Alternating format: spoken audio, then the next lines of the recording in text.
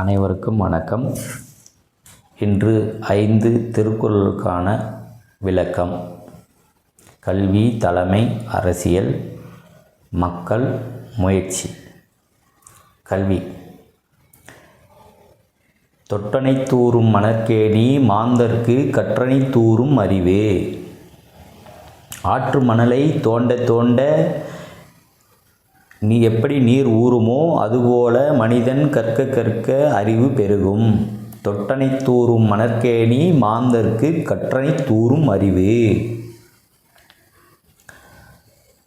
தலைமை. செவிகைப்பச் சொற்பொருக்கும் பண்புடை வேந்தன் கவிகைக்குள் தங்கும் உலகு. எந்த ஒரு அரசனுடைய செவிகளில் தன் குற்றங்களை இடித்து கூறும் மக்களோ அமைச்சர் பெருமக்களோ இடித்து கூறும் சொற்களை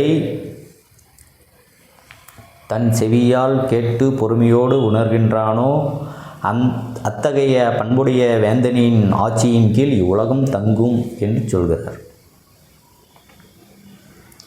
அரசியல்.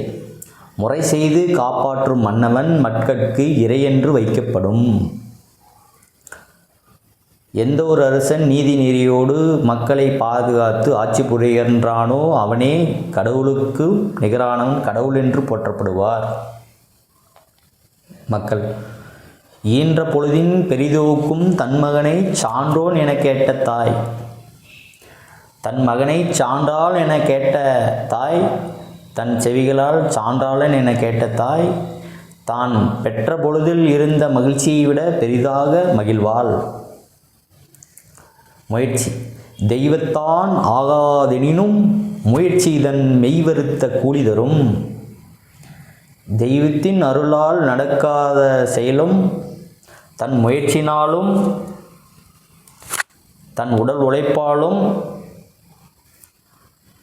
ஏற்படுத்தக்கூடிய செயலுக்கான பலனை நிச்சயமாக அடைவார். நன்றி, வணக்கம்.